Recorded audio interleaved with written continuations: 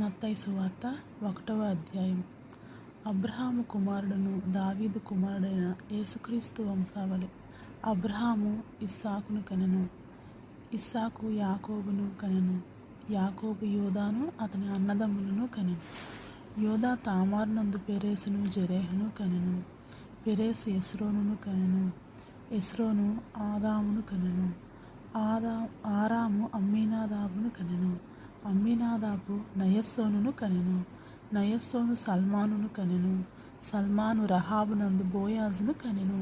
బోయాజు రూతునందు ఒబేదును కనెను. ఒబేదు యెషయిని కనెను. యెషయి రాజైన దావీదును కనెను. ఊరియా భార్యగా నుండిన ఆమె యందు దావీదు సొలొమోనును కనెను. సొలొమోను రెహబామును కనెను. రెహబాము అబియాను కనెను. అబియా ఆసాను కనెను.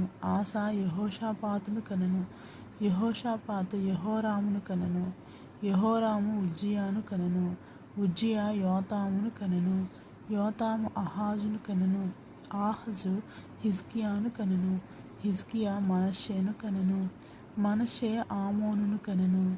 ఆమోను యోషియాను కనెను.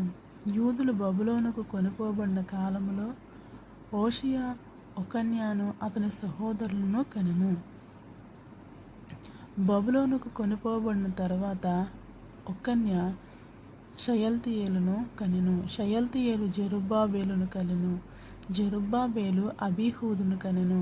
అబీహూదు ఎల్యాకీమును కనెను. ఎల్యాకీము ఆజోరును కనెను. ఆజోరు సాదోకును కనెను. సాదోకు ఆకీమును కనెను. ఆకీము ఎలీహూదును కనెను.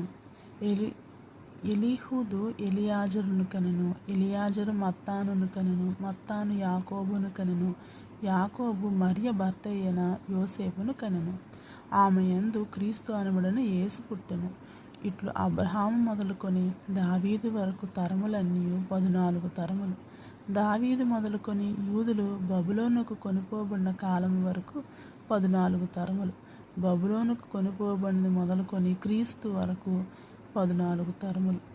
యేసుక్రీస్తు జనన విధం ఎట్లనగా, ఆయన తల్లి అయిన మరియ యోసేపునకు ప్రదానము చేయబడిన తరువాత వారేకము కాకమునుపు ఆమె పరిశుద్ధాత్మ వలన గర్భవతిగా ఉండెను.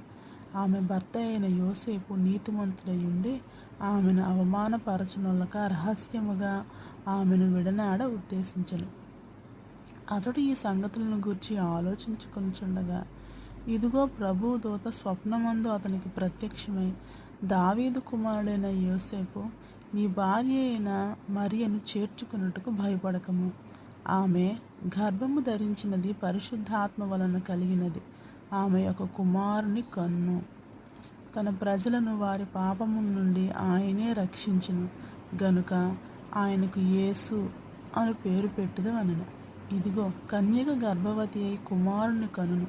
ఆయనకు ఇమ్మానుయేలని పేరు పెట్టుదురు అని ప్రభువు తన ప్రవక్తల ద్వారా పలికిన మాట నెరవేరినట్లు ఇదంతయు జరిగెను. ఇమ్మానుయేలను పేరునకు భాషాంతరమున దేవుడు మనకు తోడని అర్థము.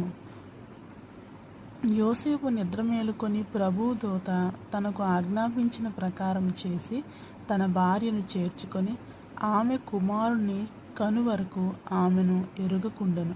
అతడు ఆ కుమారునికి యేసు అని పేరు పెట్టెను.